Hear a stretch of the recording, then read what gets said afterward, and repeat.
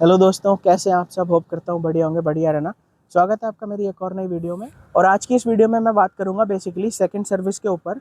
इसमें मेरे को कुछ बाइक में जस्ट मैंने अभी कुछ टाइम पहले ही एक प्रॉब्लम नोटिस करी है। मैं उस प्रॉब्लम को अभी आगे बताऊँगा वो क्या है, और देन उसके बाद आपको सेकंड सर्विस में क्या क्या चीज़ें देखनी है, क्या क्या चीज़ें ध्यान रखनी चाहिए, मैं उस कवर करूँगा। तो चलिए शुरू करते हैं। देखो, सबसे पहली चीज़ मैं बताना चाहूँगा मुझे बाइक में प्रॉब्लम क्या आ रही है। देखो, मैं यहाँ पे एक क्लिप लगा दूंगा और इस क्लिप में आप देखना, आवाज़ सुनना, एक चूचू की आवाज़ आती है। ठीक है। होता क्या है कि मैं अगर बाइक को धीरे से आगे बढ़ा रहा हूँ तो बाइक में आगे से चूचू की आवाज़ आती है। आप इस क्लिप को देखो और आवाज़ को ध्यान से सुनने की कोशिश करो।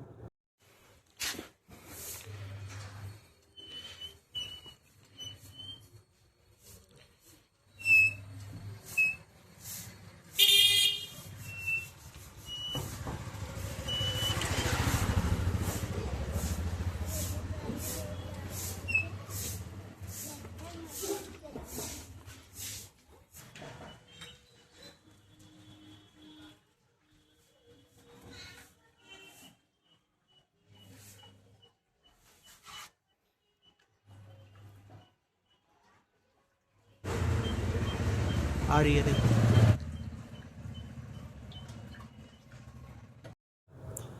आपने आवाज़ सुन ली।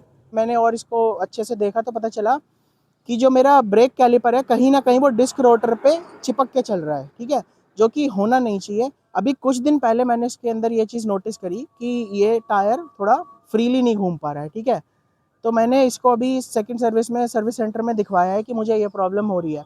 अब ये हो क्या रहा है, बेसिकली मैंने ये चीज़ सर्विस सेंटर में रिपोर्ट करी तो इन्होंने थोड़ा सा उसका ब्रेक कैलिपर ओपन करा, देन थोड़ा सा ब्रेक पैड वगैरह थोड़ा साफ़ करके थोड़ा सा वापस एक बार लगाए, देन हल्का सा उसको साफ़ करा और वापस प्लेस कर दिया। और दोबारा हमने घुमा के देखा तो उस टाइम पे ये आवाज़ चली गई थी। ठीक है। बट जैसे ही मैं कुछ किलोमीटर चला के घर पे वापस आया, मैंने घर पे आके वापस चेक करी तो सेम प्रॉब्लम थी। हो क्या रहा है, टायर थोड़ा जाम होके चल रहा है। जो टायर को फ्रीली घूमना चाहिए वो टायर फ्रीली नहीं घूम रहा है।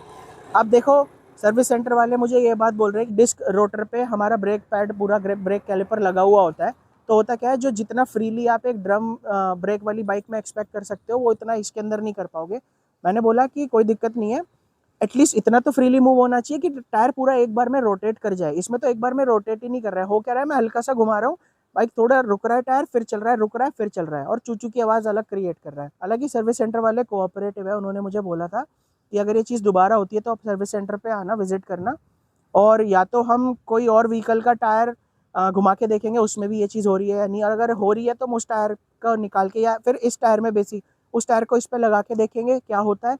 और अगर ऐसा नहीं होता है, मतलब दूसरे टायर से ऐसा नहीं होता है, तो उसके हिसाब से हम या तो फिर डिस्क रोटर चेंज करेंगे या फिर पूरा आपका ब्रेक कैलिपर वगैरह ये पूरी असेंबली चेंज होगी। मैंने बोला ठीक है।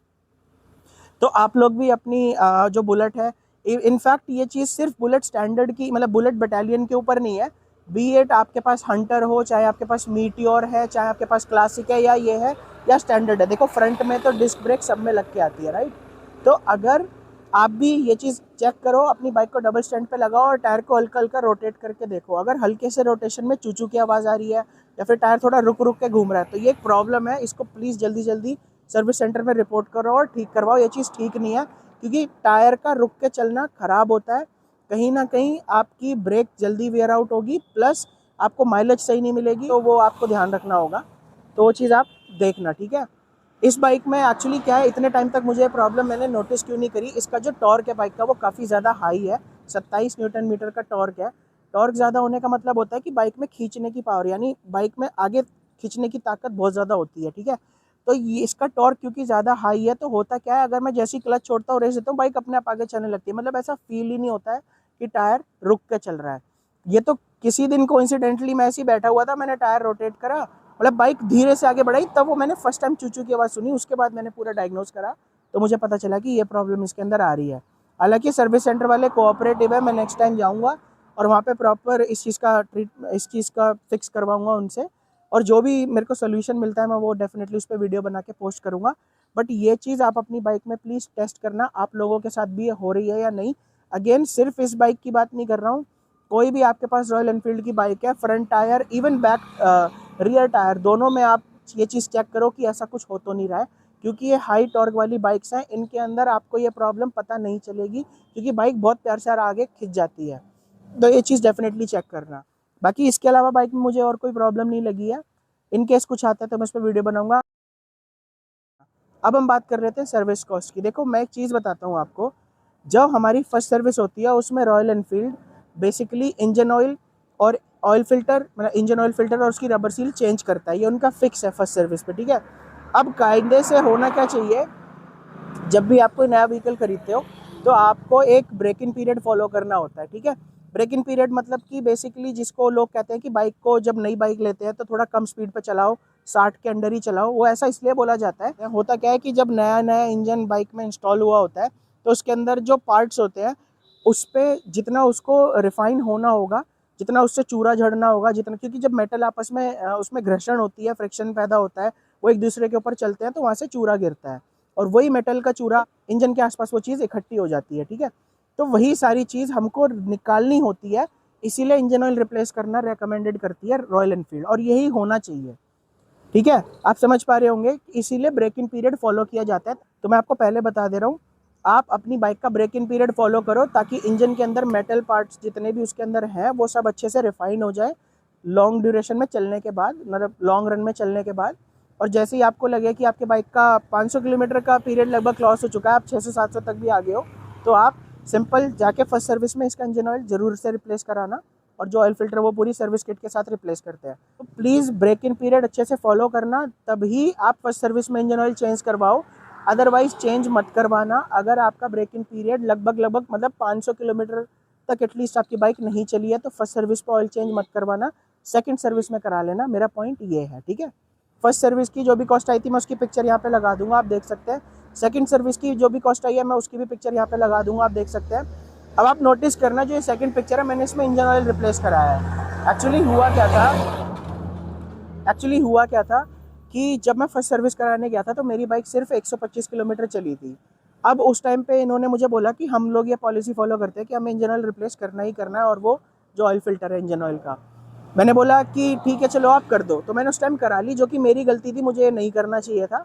मैं उस टाइम थोड़ा जल्दबाजी में भी था। तो अब टेक्निकली होना क्या चाहिए था, मुझे मेरी बाइक का proper break in period complete हो जाना चाहिए था। मैंने क्या करा, मात्र 125 किलोमीटर में करा दिया। 125 किलोमीटर में क्या ही हुआ होगा इंजन में, कुछ खास उसके अंदर जितना भी चूरा वगैरह जो भी मतलब मेटल का निकल के गिरा होगा वो इतना ज़्यादा नहीं हुआ होगा। मैं इसलिए ब्रेक इन पीरियड को बोला जाता है लगभग 500 किलोमीटर तक तो एटलीस्ट रखो। इवन रॉयल एनफील्ड की फर्स्ट सर्विस भी 500 किलोमीटर पे होती है, तो आप एटलीस्ट बाइक को 500 किलोमीटर चला लो, ब्रेक इन पीरियड आपका कंप्लीट हो जाएगा। मैं लीस्ट की बात कर रहा हूँ, ज़्यादा तो आप उसको 600-700 भी चला सकते हो। तो इसलिए अब हुआ क्या था, मेरी बाइक को 1 मंथ भी कंप्लीट हो गया था। रॉयल एनफील्ड कहता है या तो 500 किलोमीटर या 1 मंथ हो जाना चाहिए, तो मेरा 1 मंथ कंप्लीट हो गया था। अब वहाँ से सर्विस कॉल्स आने लगी थी तो मैंने बोला चलो मैं करा देता हूँ, और देन मैंने इंजन ऑयल भी रिप्लेस करा लिया था। तो इसलिए मेरी फर्स्ट सर्विस में भी 800 समथिंग कुछ रुपए लगे थे, 853 समथिंग। और सेकंड सर्विस में, अब क्योंकि मैंने फर्स्ट सर्विस में 125 किलोमीटर पे इंजन ऑयल रिप्लेस करा दिया था, उसके बाद भी मैंने further break in period follow करा, क्योंकि जैसे मैंने आपको बताया 500 या 500 से 700 के बीच में अगर आपके किलोमीटर्स हो गए हैं तो ये एक बेस्ट टाइम होता है आपके इंजन ऑयल को रिप्लेस होने का। तो क्योंकि मैंने 125 पे ही करवा दिया था, इसलिए मैंने सेकंड सर्विस में दोबारा इंजन ऑयल रिप्लेस कराया है अपने बाइक के 1000 किलोमीटर कंप्लीट हो जाने के बाद, ठीक है। तो आप ये गलती मत करना, फर्स्ट सर्विस में कोशिश करो कि आपकी बाइक उतनी चली हुई होनी चाहिए। नहीं, अगर ऐसा हो, अगर आपकी बाइक फर्स्ट सर्विस के दौरान 500 किलोमीटर तक भी नहीं चल पाई है तो आप सीधा डिनाई कर सकते हो। प्लीज़ ब्रेक इन पीरियड अच्छे से फॉलो करना, तभी आप फर्स्ट सर्विस में इंजन ऑयल चेंज करवाओ, अदरवाइज चेंज मत करवाना। अगर आपका ब्रेक इन पीरियड लगभग मतलब 500 किलोमीटर तक एटलीस्ट आपकी बाइक नहीं चली है तो फर्स्ट सर्विस पर ऑयल चेंज मत करवाना, सेकंड सर्विस में करा लेना। मेरा पॉइंट ये है, ठीक है। तो आप ये गलती मत करना, ये मेरी गलती की वजह से मैंने 2 बार इंजन ऑयल चेंज कराया, देन आप ये मत करना।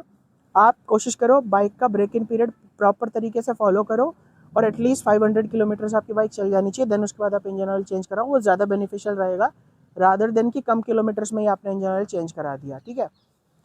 तो यही चीज़ मैं आपको बताना चाह रहा था। इसलिए मेरी जो सेकंड सर्विस है वो लगभग 971 रुपये की हुई है, क्योंकि मैंने इसमें इंजन ऑयल भी चेंज करवाया है।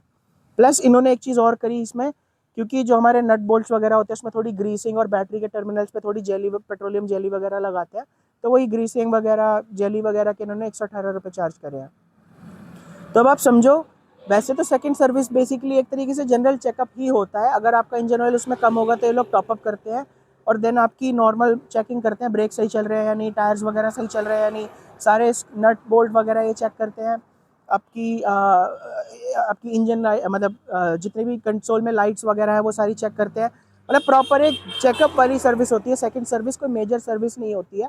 फर्स्ट सर्विस को ये लोग मेजर सर्विस ज़रूर बोलते हैं, क्योंकि उसके अंदर हम सीधा सीधा इंजन ऑयल रिप्लेस करा रहे हैं। इससे पहले जो मेरे चैनल पे वीडियो पड़ी हुई है माइलेज के ऊपर, मैंने टैंक में जब सिर्फ 1 लीटर पेट्रोल होगा उसके ऊपर माइलेज टेस्ट किया हुआ है, और जब टैंक में फुल टैंक होगा, टैंक टू टैंक मतलब जिसको माइलेज टेस्ट बोलते हैं, मैंने वो भी करा हुआ है। मैंने वो वीडियो भी बना रखी है, आप उसको जाके देख सकते हैं। अब मैं क्या करूँगा, क्योंकि मेरी बाइक ने proper break in period follow कर लिया था, 1000 किलोमीटर मेरी बाइक चल गई थी, देन उसके बाद मैंने इंजन ऑयल रिप्लेस कराया दोबारा। तो तो इसलिए मैं अब प्रॉपर ब्रेक इन पीरियड के बाद मुझे कितनी माइलेज निकाल के देती है सिटी के अंदर, मैं उस पर एक जल्दी वीडियो लेके आऊँगा। बाकी मैंने इससे पहले ओनरशिप रिव्यू के ऊपर इस बाइक की वीडियो बना रखी है, आप उसको जाके देखना, आपको बहुत हेल्प होगी। आपको कोई भी बाइक सस्ते में कैसे खरीदनी है, मैंने उसके ऊपर भी एक वीडियो बना रखी है। चाहे कोई सेल नहीं चल रही हो, कोई डिस्काउंट नहीं चल रहा हो, तब भी आप बाइक सस्ती कैसे ले सकते हो, मैं आई बटन में लिंक डाल दूंगा, डिस्क्रिप्शन में भी सारे लिंक्स डाल दूंगा, वहाँ से जाके देखना, आपको काफ़ी हेल्प होगी। और ये जो रूल है ये किसी भी बाइक पे, इवन कार्स पे भी अप्लाई होता है, तो आप उसको फॉलो करना। बाकी मेरे चैनल पे और इंटरेस्टिंग और इन्फॉर्मेटिव वीडियोस पड़ी हुई हैं, काफ़ी अच्छे व्यूज़ भी गए उन वीडियोस पे। मैंने इसका ब्रेक रिव्यू भी करा हुआ है, काफ़ी सारी चीज़ें आप देखना मेरे चैनल पे जाके, आपको काफ़ी हेल्प होगी। आपका टाइम देने के लिए थैंक यू सो मच। मेरे चैनल पे विजिट कीजिए, मेरे चैनल को सब्सक्राइब कीजिए, मेरी वीडियोज़ आपको अगर पसंद आती है उन्हें लाइक करना, शेयर करना, कमेंट करके मुझे बताना अगर आप भी कोई चीज़ इससे रिलेट कर पा रहे हो, या फिर अगर आपको कोई डाउट्स आते हैं तो। ठीक है, आपके टाइम के लिए शुक्रिया, thank you so much, bye bye.